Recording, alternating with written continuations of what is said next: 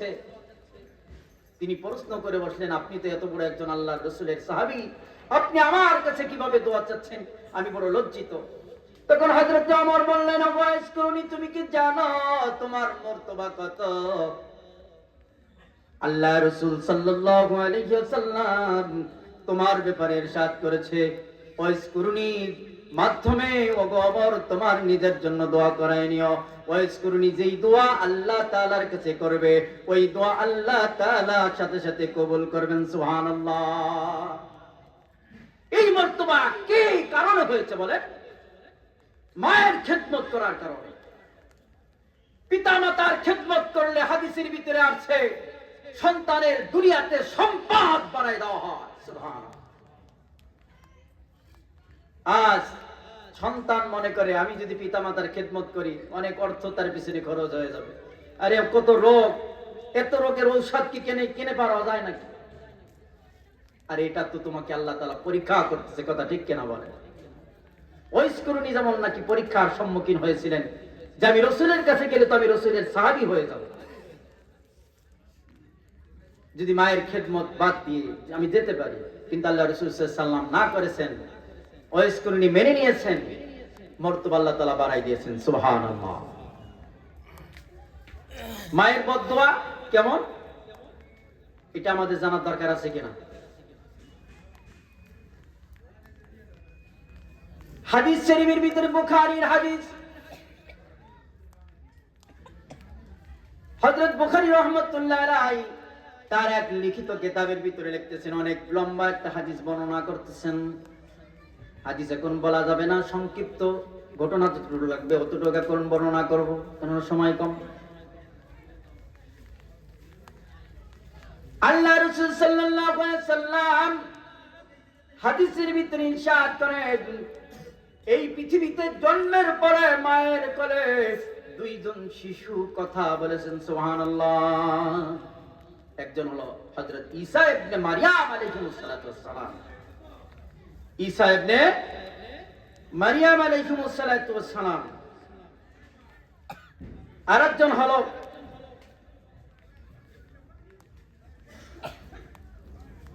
জুলাইল ওয়ালার সামনে এক শিশু কথা বলেছে। সাহাবায়ে কেরাম রাদিয়াল্লাহু তাআলা আনহু আরজ করলেন, জুলাইল ওয়ালা বলতে কি বোঝায়? আমরা তো বুঝি নাই।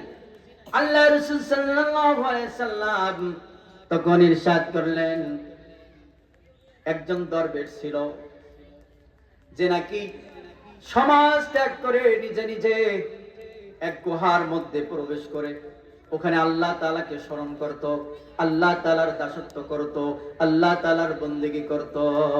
একদিন তার মা তার কাছে এসে 3 বার ডাক দিয়েছিল, হে অমুক, হে অমুক। 3 বার ডাক দেওয়ার পরে সে চিন্তা করতেছিল মায়ের ডাকে সাড়া দেব না আল্লাহ তাআলার ইবাদত বন্দেগীর ভিতরে যে আমার মন আছে এই মনোযোগ সহকারে ইবাদত করব। সর্বশেষে সে সিদ্ধান্ত নিল যে না, আল্লাহ তাআলার দাসত্বের মধ্যেই আমি আমার মনকে একগ্রতার সাথে আমি কি করি, সময়টা কাটায়, মায়ের ডাকের উত্তর দেওয়ার দরকার নাই। তখন মা মনে কষ্ট নিয়ে ফিরে যাচ্ছিল আর বলতেছিল, মৃত্যুর পূর্বে পতিতা নারীর সাথে যেন তোর সাক্ষাৎ হয়। নাউজুবিল্লাহ বলে। এই দোয়া আল্লাহ তাআলা কবুল করে নিয়েছেন। দোয়া আল্লাহ তাআলা কি করছেন? কবুল করছেন। আল্লাহ পাক রব্বুল আলামিন কেমনে কবুল করলেন? সে যে গুহার মধ্যে ইবাদত বন্দেগী করত, তার পাশে এক রাখাল বাস করত। আর এই রাখালের কাছে গ্রাম থেকে একটা খারাপ নষ্ট মহিলা তার কাছে যাতায়াত করত।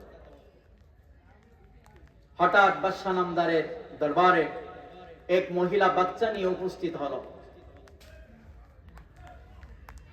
তখন বাদশা নামদার প্রশ্ন করলেন, এই বাচ্চা কোথা থেকে আসলো, কিভাবে আসলো, কিভাবে, তোমার তো বিয়ে হয় না, কোথা থেকে তুমি বাচ্চা পেয়েছো? তখন সে মহিলা ওই জুলাইল ওয়ালা ওই দরবেশের নাম বললেন। তখন বাদশা নামদার বাহিনী পাঠিয়েছে, এক্ষুনি তাকে তার আস্তানা ভেঙে দাও, তার ভণ্ডামি বন্ধ করো এবং তাকে হাত পায়ে কড়া লাগায় আমার দরবারে উপস্থিত করো। বাদশাহ নামদারের দরবারে দরবেশকে উপস্থিত করা হলো। দরবেশ বললেন, আমাকে কেন এখানে উপস্থিত করা হলো? তখন ওই মহিলাকে, পতিতা নারীকে আনা হলো, আর বলা হলো, তোমার অরজাত সন্তান এটা। সে বলল, না, কোনোদিন সম্ভব না, অসম্ভব ব্যাপার, এরকম কাজ আমার দ্বারা হতে পারে না। তখন ওই দরবেশ বলল, আচ্ছা বাচ্চাটাকে নিয়ে আসো। বাচ্চাটাকে যখন আনা হলো, তখন ওই বাচ্চাকে আল্লাহর এই ওলি বললেন, হে মাসুম বাচ্চা, তুমি সাক্ষী দাও তোমার পিতাকে। তখন ওই বাচ্চা মায়ের কোল থেকে আওয়াজ দিল যে এই দরবেশ নির্দোষ, আর এই দরবেশের আস্থানার পাশে, আশ্রমগার পাশে এক রাখাল থাকতো, এই রাখাল হলো আমার বাবা। যদিও আল্লাহ পাক রব্বুল আলামিন তার ঈমানকে নষ্ট করে নাই, আমলকে নষ্ট করে নাই, কিন্তু মায়ের কিন্তু একটা বদদুয়া তার পিছনে লেগে গিয়েছে। ও যুবক ভাইরা, সাবধান, পিতামাতার বদদুয়া কোন অবস্থায় যেন আমার উপরে না লাগে, সাবধান। আমি আমার পিতামাতার সাথে যেমন ব্যবহার করব, আমার সন্তানদেরও আমার সাথে অনুরূপ ব্যবহার করবে। কিতাবের ভিতরে আছে একটা ঘটনা।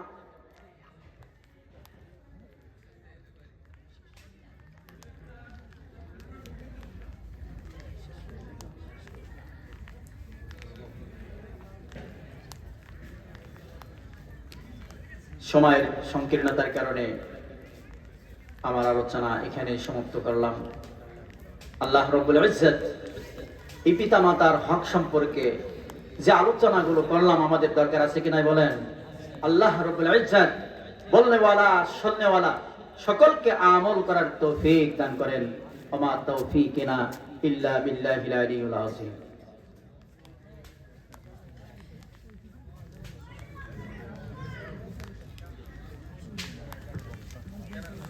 আলহামদুলিল্লাহি রাব্বিল আলামিন, ওয়াসসালাতু ওয়াসসালামু আলা আশরাফিল আমবিয়া ওয়া সাইয়্যিদিল মুরসালিন। সম্মানিত সুধীবৃন্দ, অনেক গুরুত্বপূর্ণ আলোচনা আমাদের প্রেক্ষাপটে মুফতি আবুল হাসান হাবিবি সাহেব, ইমাম ও খতিব হযরত আবু বকর সিদ্দিক রাদিয়াল্লাহু তাআলা আনহু, জামে মসজিদ, নারায়ণগঞ্জ, ঢাকা। আমি হযরতকে কোরআন ও হাদিস থেকে গুরুত্বপূর্ণ আলোচনা রাখবার জন্য সবিনয় অনুরোধ রাখছি। আসসালামু আলাইকুম ওয়া রাহমাতুল্লাহি ওয়া বারাকাতুহু।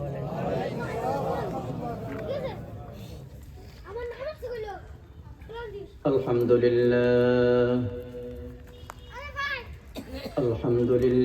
নাহমাদুহু ওয়া নাস্তাঈনুহু ওয়া নাস্তাগফিরুহ ওয়া নাউযু বিল্লাহি মিন শুরুরি আনফুসিনা ওয়া মিন সাইয়্যাতি আমালিনা। মান ইয়াহদিল্লাহু ফালা মুদিল্লা লাহু ওয়া মান ইউদ্লিলহু ফালা হাদিয়া লাহু। ونشهد أن سيدنا وحبيبنا وطبيبنا ومحبوبنا ومرشدنا ومولانا محمدا عبده ورسوله، أرسله بالحق بشيرا ونذيرا وداعيا إلى الله بإذنه وسراجا وقمرا منيرا. أما بعد،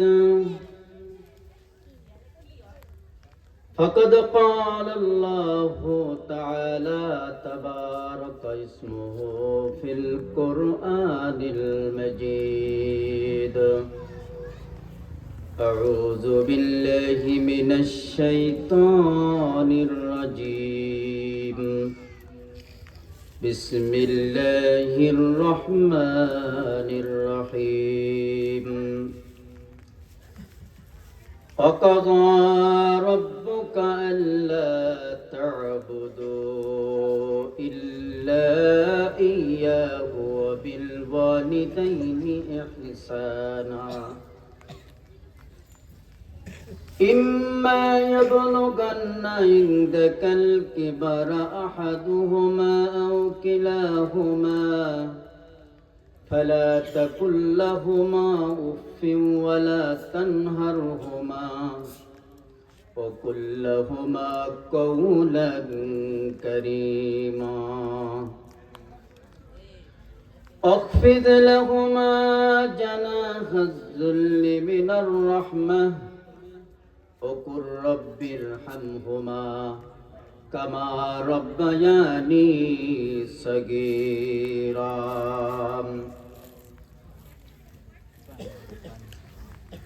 عن عبد الله رضي الله تعالى عنه قال سألت النبي صلى الله عليه وسلم أي العمل أحب إلى الله عز وجل قالوا الصلاة على وقتها قلت ثم أي قال ثم بر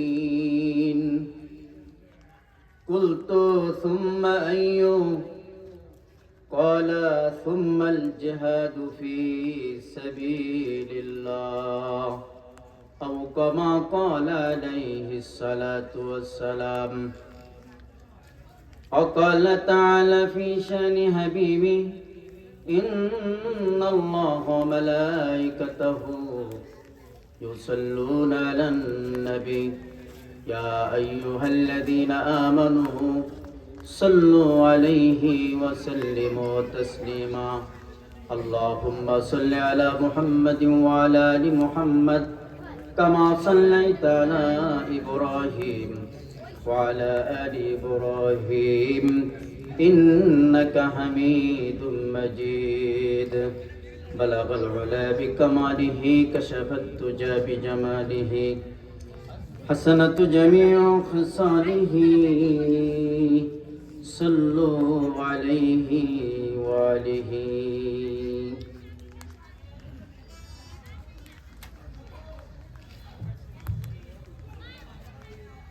দারুল উলুম কওমি মাদ্রাসা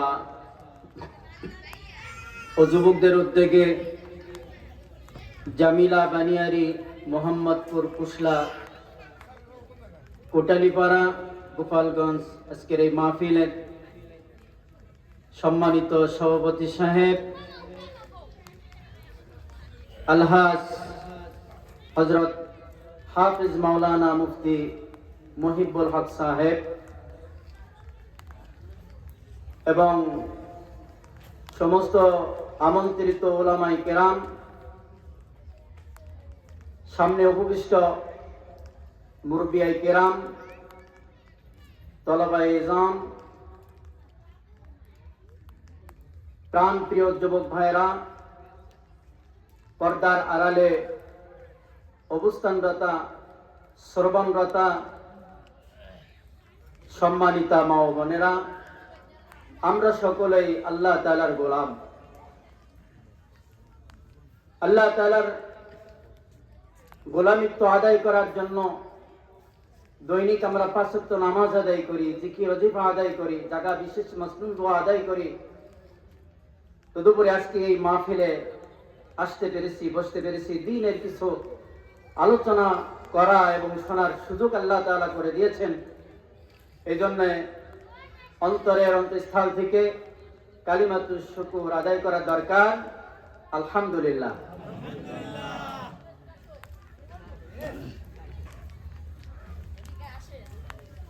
সম্মানিত শ্রোতাবৃন্দ, পবিত্র কোরআনে কারিমে সূরাতুল বনী ইসরাঈলের 23 এবং 24 নম্বর আয়াত আপনাদের সামনে পাঠ করেছি। রাসূল করিম সাল্লাল্লাহু আলাইহি ওয়াসাল্লামের অসংখ্য হাদিস থেকে একটি হাদিস আপনাদের সামনে পেশ করেছি। আল্লাহ পাক রব্বুল ইজ্জত যদি তৌফিক ফরমান, তৌফিক দেন, কিছু আলোচনা আপনাদের সামনে করতে চাই। আল্লাহ পাক রব্বুল আলামিন যে আয়াতে কারিমা আমি তেলাওয়াত করেছি, এই আয়াতে কারিমার মধ্যে পিতামাতার হক সম্বন্ধে, পিতামাতার হক আদায় করার ব্যাপারে সন্তানদের প্রতি 6টা নির্দেশ আল্লাহ তাআলা দিয়েছেন। কয়টা নির্দেশ? 6টা নির্দেশ দিয়েছে। আমরা যদি এই 6টা নির্দেশ মানতে পারি, আল্লাহ পাক রব্বুল আলামিন আমাদের এই সমাজের ভিতরে শান্তির ধারা আল্লাহ তাআলা বয়ে দেবে।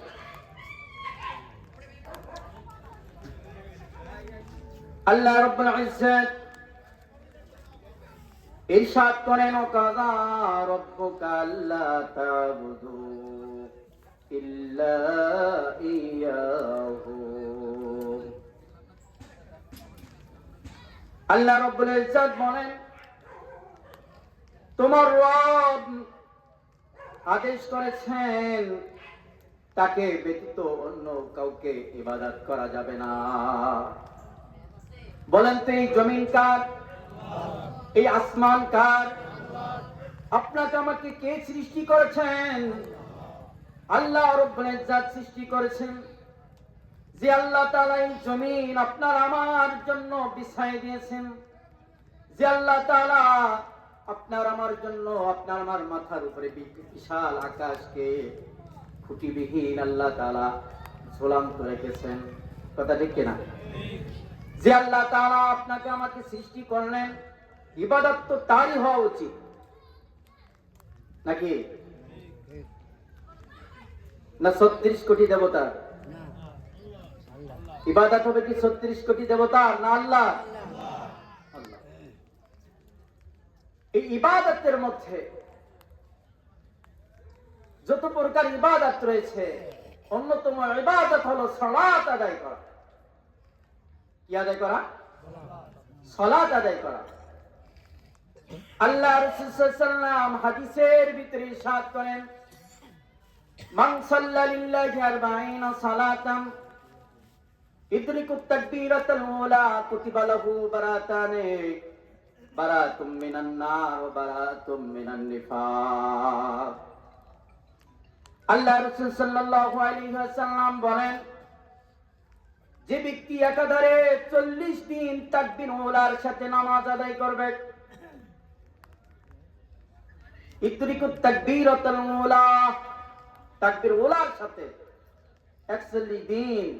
40 দিন কি করবে? নামাজ কায়েম করবে।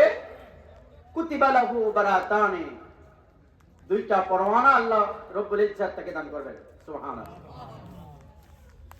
বারাতুম মিনান নার ও বারাতুম মিনান নিফাক, 1 নম্বর জাহান্নাম থেকে মুক্তি, 2 নম্বর মুনাফিকির দফতর থেকে তার নামটা চিরতরে কাটা যাবে। যদি জাহান্নাম থেকে মুক্তি পায়, এই ব্যক্তি কোথায় যাবে আপনারাই বলেন? কোথায় যাবে? জান্নাতে যাবে।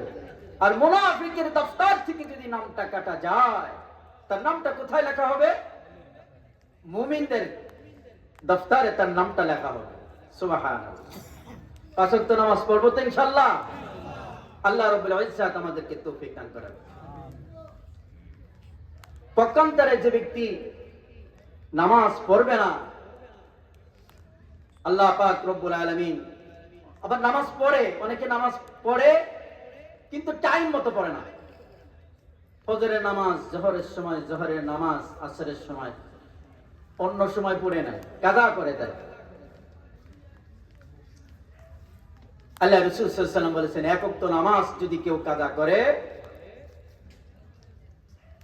উযিবা ফিন নারি হুব্বান, 1 হুব্বা তাকে জাহান্নামে চলা লাগবে। ওয়াল হুব্বু 80 সানাতান, 80 বছরে 1 হুব্বা হয়। ফাসানাতু 360 ইয়াওমান, وكل يوم كان مقداره ألف سنة আরবি গণনা মোতাবেক 360 দিনে এক বছর। আর আখিরাতের একটা দিন হবে দুনিয়ার 1000 দিনের সমান।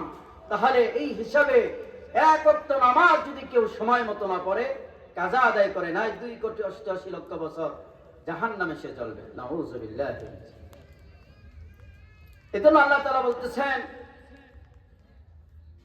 তোমার রব এই আদেশ করেছে, আল্লাহ তা'বুদু ইল্লা ইয়াহু, একমাত্র আল্লাহ তাআলার জন্য ইবাদত বندگی করবে, অন্য কারোর নয়। ওয়াবিল ওয়ালিদাইনি ইহসানা,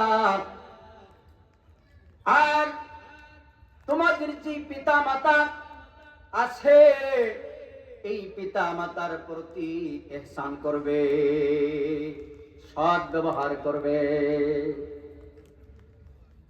এই জমিনে এমন কুলাঙ্গার সন্তান আছে কি নাই যারা মা বাবার সাথে অসৎ ব্যবহার করে? আছে কি নাই? আল্লাহ রাব্বুল ইজ্জত বলতেছেন ওয়াবিল ওয়ালিদাইনি ইহসানা, পিতা মাতার প্রতি সৎ ব্যবহার করার জন্য বলছে। এই নাম্বার 1 উপদেশ, নির্দেশ। ইম্মা ইয়াবলুগান্না ইনদাকাল কিবারা আহাদুহুমা আও কিলাহুমা, আল্লাহ রাব্বুল ইজ্জত বলেন, তোমার জীবদ্দশায় যখন তারা তোমার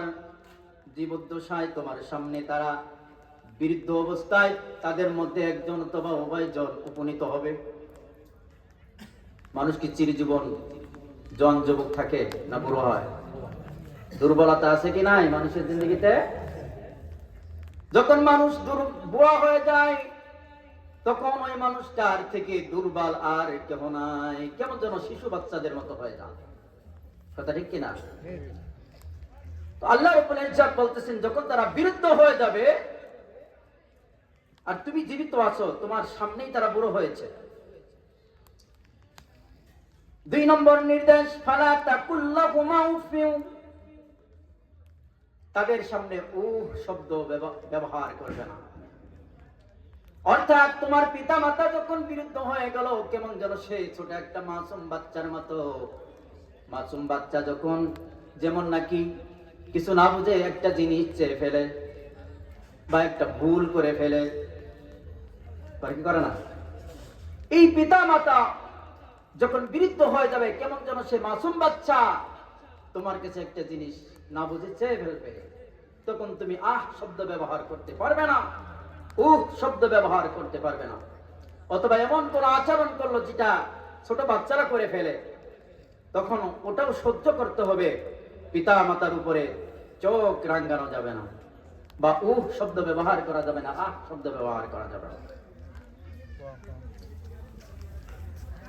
ওয়ালা তানহারহুমা, পিতা মাতাকে ধমক দেওয়া যাবে না। এমন কোন কুলাঙ্গার সন্তান দুনিয়াতে আছে কি নাই যারা আমাদের এই বাংলার জমিনে পিতা মাতাকে ধমক দেয়? আছে কি নাই? আরে ধমক দেয় এটা তো অনেক সহজ ব্যাপার, এখন এর থেকে কঠিন ব্যাপার হয়ে গেছে।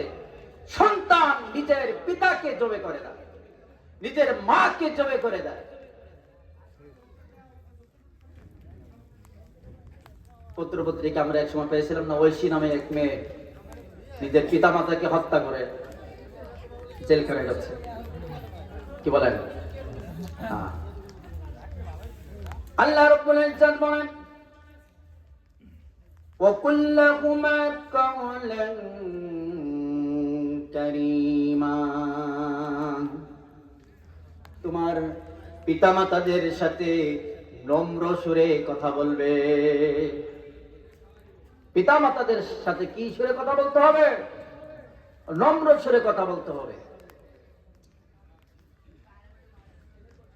5 নম্বর নির্দেশ, واخفض لهما جناح الذل من الرحمة, পিতামাতাদের সামনে নিজের ডানা নয়া একবারে অক্ষম পেশ করতে হবে। অর্থাৎ পিতামাতা আমার থেকে ভালো জানে, আমি নিজের থেকে কোনো সিদ্ধান্ত নেওয়া যাবে না কোনো বিষয়। নিজের ক্ষমতা আছে, আমি এমন আমি তেমন, এগুলো পিতামাতার সামনে প্রকাশ করা যাবে না। পিতামাতার সামনে আমি একবার অসহায়, দুর্বল, অক্ষম। 6 নম্বর নির্দেশ, وَقُلْ رَبِّ ارْحَمْهُمَا كَمَا رَبَّيَانِي صَغِيرًا। পিতামাতার জন্য দোয়া করবে, আয় আল্লাহ আমার পিতামাতার উপরে রহম করো, কামা রব্বায়ানি সগীরা, আমার পিতামাতা যেমন আমি ছোটবেলায় আমার উপরে রহম করেছিল, দয়া করেছিল, আয় আল্লাহ আমার পিতামাতাকে তুমি অনুরূপ ভাবে কি করো, দয়া করো। এই দোয়া জীবিত অবস্থায় হবে এবং মৃত্যু অবস্থায় হবে। পিতামাতাদের উপরে সৎ ব্যবহার হবে। যদি পিতামাতা মুসলমান হয় তাও সৎ ব্যবহার করার জন্য বলেছেন, যদি অমুসলিম হয় তারপরেও সৎ ব্যবহার করার জন্য বলেছেন। অর্থাৎ সন্তান মুসলিম, পিতামাতা অমুসলিম, এরকম আছে কি নাই? এখন অমুসলিম বিধায় তার সাথে আমি যা তা ব্যবহার করব, আল্লাহ তাআলা নিষেধ করেছেন। তবে তার জন্য হিদায়াতের দোয়া করবেন, মঙ্গলের দোয়া করবেন। আর যদি সে অমুসলিম হয়, মৃত্যুর পরে তার জন্য দোয়া করা যাবে না। কিন্তু পিতামাতা যতদিন জীবিত আছে ততদিন পিতামাতার জন্য দোয়া করা যাবে। আল্লাহ পিতামাতাকে তুমি হিদায়াত দাও, তাকে মঙ্গল কামনা করো, এভাবে কি করা যাবে? দোয়া করা যাবে। ইমাম বুখারী রাহমাতুল্লাহ আলাইহি হযরত আসমা রাদিয়াল্লাহু তাআলা আনহার থেকে একটি হাদিস বর্ণনা করেছেন। হযরত আসমা রাদিয়াল্লাহু তাআলা আনহা একদিন রাসূল করিম সাল্লাল্লাহু আলাইহি ওয়াসাল্লামের দরবারে এসে তার মার বিরুদ্ধে অভিযোগ করতেছেন, ইয়া রাসূলুল্লাহ, ইয়া হাবিবাল্লাহ, আমার মা তো মুশরিকা, সে তো আমার কাছে মাঝে মাঝে আসে, আমি তো মুসলিম আর সে মুশরিকা, আমি মুসলিম হয়ে আমার মুশরিকা মায়ের জন্য কোন আদর আপ্যায়ন করতে পারবো কিনা? আল্লাহ রাসূল সাল্লাল্লাহু আলাইহি ওয়াসাল্লাম বলেন, সিল্লি উম্মাকি, এ হযরতে আসমা শোনো, তুমি তোমার মায়ের প্রতি যত্নশীল হবে, যত্ন করবে, আদর আপ্যায়ন করবে। কেননা আল্লাহ তাআলা কাফের পিতামাতাদের সম্পর্কে অন্যত্র ইরশাদ করেন, ওয়াসাহিবুহুমা ফিদ দুনিয়া মারুফা। পিতামাতা যদি কাফের মুশরিক হয়, বদ্দিন হয়, তারপরও এই পিতামাতার জন্য সদ্ভাব বজায় রেখে চলতে হবে, সদ আচরণ করতে হবে, কোনো খারাপ আচরণ করা যাবে না। যদি কাফের মুশরিক হয়, তো আপনার আমার পিতামাতা তো মুসলমান, তাদের সাথে কেন খারাপ ব্যবহার করি? আপনাদেরকে বলতেছি না, আমাদের মধ্যে যারা করে তাদেরকে বলতেছি। আজ সমাজের ভিতরে এমন পিতামাতা বোঝা হয়ে গেছে, কথা ঠিক কিনা বলেন? আমরা মুসলমানের ঘরের সন্তান, অনেকেই পিতামাতাদের সাথে খারাপ ব্যবহার করে, চোখ রাঙ্গায় কথা বলে। অথচ আল্লাহ রাব্বুল ইজ্জত বলতেছেন, ওয়াসাহিবুহুমা ফিদ দুনিয়া মারুফা। পিতামাতা যদি কাফের মুশরিক হয়, সদ্ভাব বজায় রাখার জন্য বলেছে, সদ আচরণ করার জন্য বলেছে।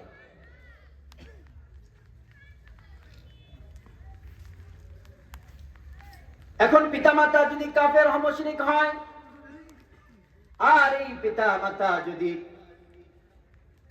আপনাকে কোন গুনাহের কাজ করার জন্য বলে, তাহলে কি আপনি মানতে হবে? না। মুশরিক কেন, যদি মুসলমান কোন পিতামাতাও যদি গুনার কাজ করার জন্য বলেন, সেটাও মানা যাবে না। শরীয়তের গণ্ডির ভিতরে থেকে পিতামাতা যে অর্ডার করবে, যে হুকুম করবে, যে নির্দেশ করবে, ওটা আমাকে মানতে হবে, যদি না মানি তাহলে আমি অবদ্ধ সন্তান। এজন্য আল্লাহর হাবিব সাল্লাল্লাহু আলাইহি ওয়াসাল্লাম হাদিসের ভিতরে বলেছেন, قال رسول الله صلى الله عليه وسلم طاعة لمخلوق في معصية الخالق। আল্লাহ তাআলার নাফরমানি করতে মাখলুকের সৃষ্টির অনুসরণ করার জন্য আল্লাহর হাবিব নিষেধ করেছেন। অর্থাৎ সৃষ্টি কি? সৃষ্টি আপনার আমার পিতা মাতা, তাই না? এটা তো আল্লাহর সৃষ্টি। এদেরকে অনুসরণ করতে যে আল্লাহ তাআলার নাফরমানি যেন না হয়, এ বিষয়ে খেয়াল রাখতে হবে।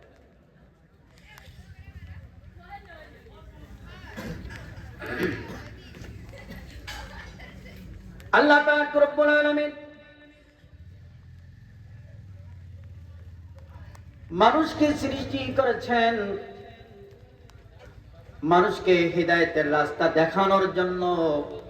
যুগে যুগে সংখ্যক নবী আর রাসূলদেরকেও প্রেরণ করেছেন, যাতে মানুষগুলো পথহারা হয়ে পথভ্রষ্ট হয়ে জাহান্নামে চলে না যায়।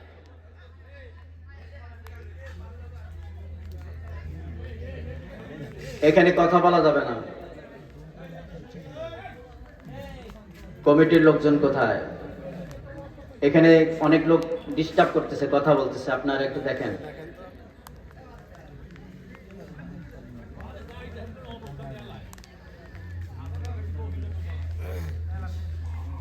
এজন্য আল্লাহর নবী একজন সাহাবী হযরত আব্দুল্লাহ রাদিয়াল্লাহু তাআলা আনহু একদিন প্রশ্ন করলেন আল্লাহ রাসূল সাল্লাল্লাহু আলাইহি ওয়াসাল্লামকে, সালতুন নবী সাল্লাল্লাহু আলাইহি ওয়াসাল্লাম আইয়ুল আমালু আহাব্বু ইলাল্লাহ।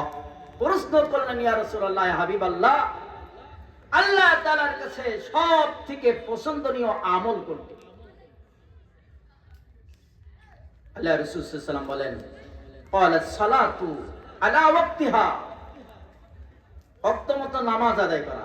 এটা আল্লাহ তাআলার কাছে সবথেকে প্রিয় পছন্দনীয় আমল। আল্লাহর নবী সাহাবী হযরত আব্দুল্লাহ রাদিয়াল্লাহু তাআলা আনহু পুনরায় প্রশ্ন করলেন।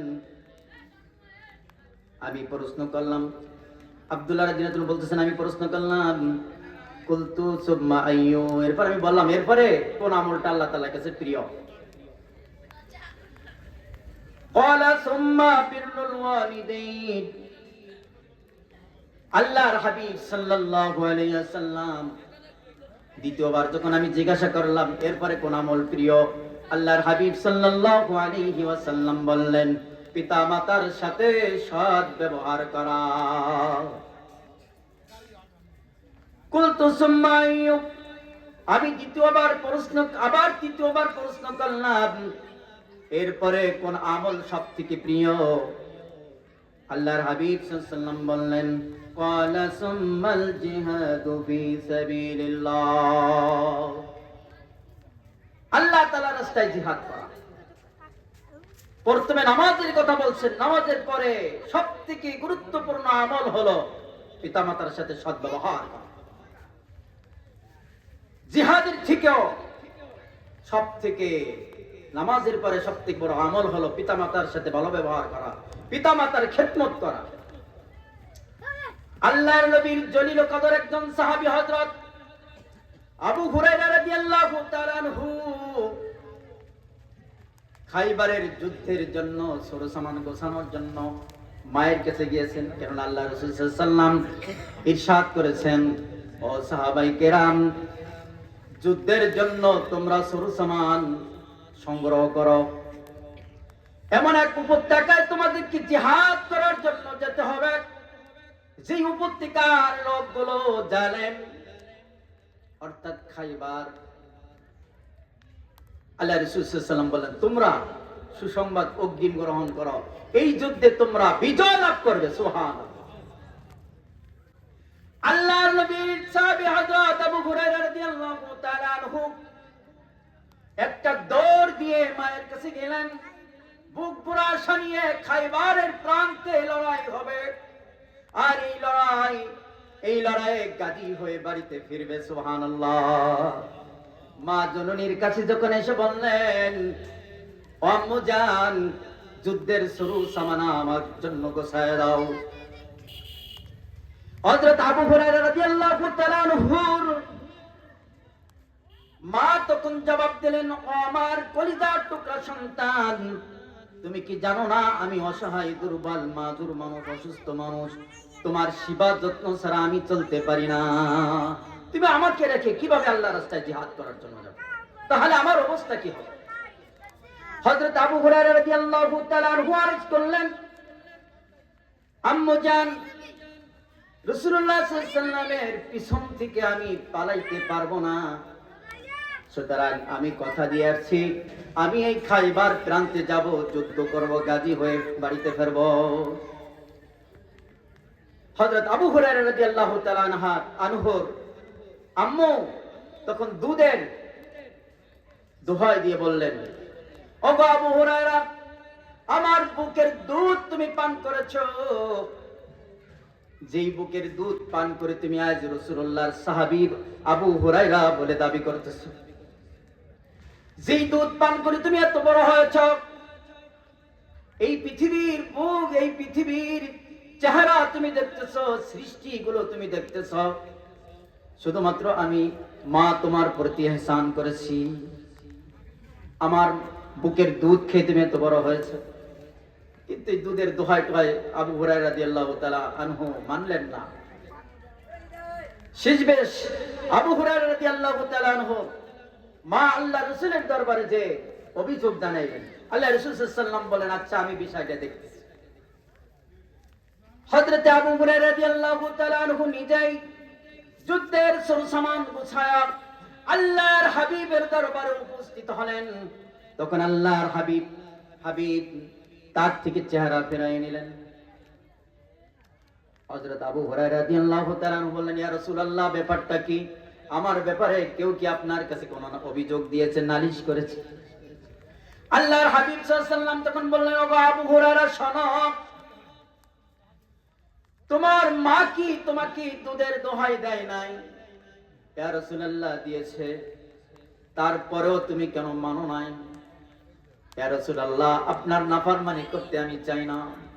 আল্লাহর হাবিব সাল্লাল্লাহু আলাইহি ওয়াসাল্লাম বলেন, ওগো আবু হুরায়রা, শোনো,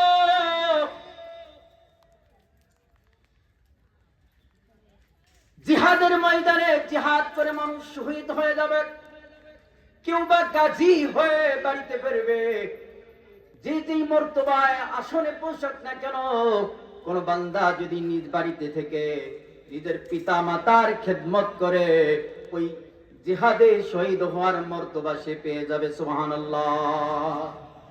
গাজী হয়ে বাড়িতে ফিরার সব পাবে ইনশাআল্লাহ।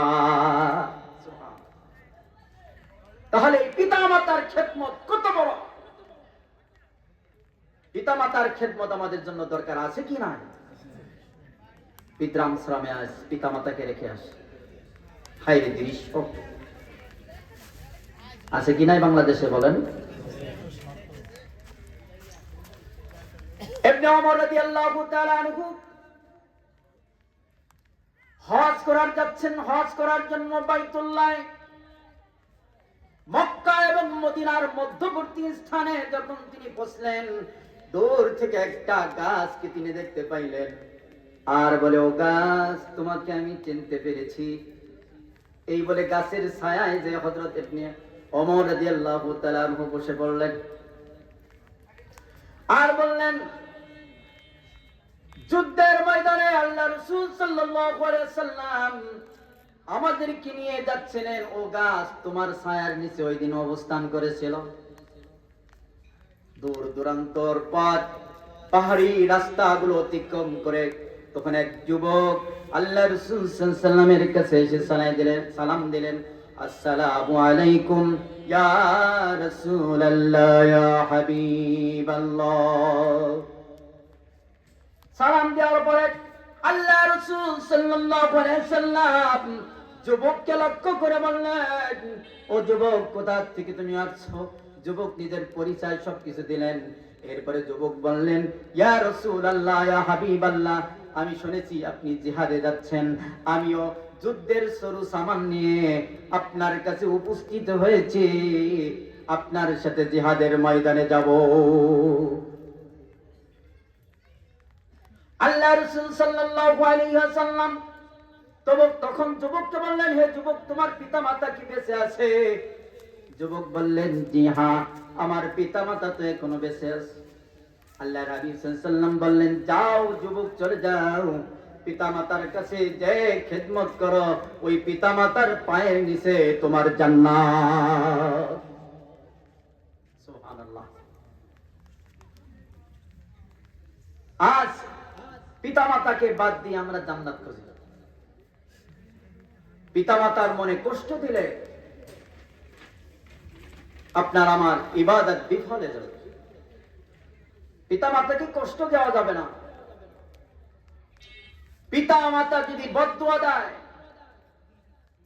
আল্লাহ তাআলার আরশ পর্যন্ত ওই দোয়া সাত আসমান ভেদ হয়ে আল্লাহ তাআলার আরশ পর্যন্ত যেয়ে থাকে। আবার পিতা মাতা যদি ভালো দোয়া দেয়, ওটা আল্লাহ তাআলার আরশে যে পৌঁছায়। হযরত ওয়াইস করণীর নাম আমরা কে না শুনেছি? রাসূলের যুগে তার জন্ম হয়েছে, কিন্তু সাহাবী হওয়ার সৌভাগ্য তার ঘটে না। রাসূলের যুগে জন্ম, ইয়েমেন দেশে তার জন্ম। ইয়েমেন থেকে সৌদি একবারে কাছে, বর্ডার। কথা ঠিক কিনা? কিন্তু রাসূলের যুগে তার জন্ম, কিন্তু সাহাবী হতে পারে না, শুধু মায়ের খেদমতের কারণে। সুবহানাল্লাহ। ওয়াইস করণী রাহমাতুল্লাহ আলাইহি একবার আল্লাহ রাসূলের কাছে চিঠি লিখলেন, ইয়া রাসূলুল্লাহ, ইয়া হাবিবাল্লাহ, আপনার পবিত্র চেহারাখানা দর্শন করতে আমার মনে বড় ইচ্ছে জাগে। আমার ইচ্ছে জাগে আপনাকে দেখে আপনার সোহবত গ্রহণ করে আমি সাহাবী হই। কিন্তু আমার মা বড় অসুস্থ, অচাল, তার খেদমত ছাড়া মা চলতে পারে না। আল্লাহ রাসূল সাল্লাল্লাহু আলাইহি ওয়াসাল্লাম বললেন, ওগো ওয়াইস করণী, তোমার মায়ের খেদমত তুমি করো, আমার সাথে সাক্ষাৎ করা তোমার জরুরি নয়। তুমি আমার উপর ঈমান আনছো, মুসলমান হয়েছো, এখন তুমি আমল করো আর পিতা মাকে খেদমত করো, এটার মধ্যেই তোমার কল্যাণ রয়েছে, আর এই খেদমতের মধ্যেই তোমার জন্য জান্নাত রয়েছে। সুবহানাল্লাহ।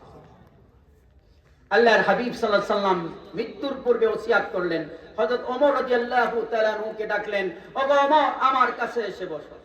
ওমর রাদিয়াল্লাহু তাআলা আনহুকে বললেন, ওগো ওমর, এই পৃথিবীতে একজন খুব দামি মানুষ রয়েছে, যাকে আল্লাহ তাআলা খুব পছন্দ করেন। সুবহানাল্লাহ বলেন। যাকে আল্লাহ তাআলা খুব পছন্দ করেন। ওগো ওমর, তুমি কি জানো সেই ব্যক্তিকে? সেই ব্যক্তি হলো ওয়াইস করণী। সুদূর ইয়েমেন থেকে কোন এক সময় কোন একটা কাফেলার সাথে হজ করার জন্য, তখন এই ওয়াইস করণীকে তুমি তালাশ করে তার দ্বারা তোমার জন্য দোয়া করায়ো। ওই দোয়াটা, সেই যেই দোয়াই করবে, ওই দোয়াটা আল্লাহ তাআলা কবুল করে নেবেন। সুবহানাল্লাহ। আল্লাহ রাসূলের ওফাত হয়ে গেল। হযরত ওমর রাদিয়াল্লাহু তাআলা আনহু ইয়েমেন থেকে যত কাফেলা আসে খোঁজে, আরেক কুরুন গ্রাম থেকে, কুরুন এলাকা থেকে ওয়াইস নামে কেউ আসছে কি?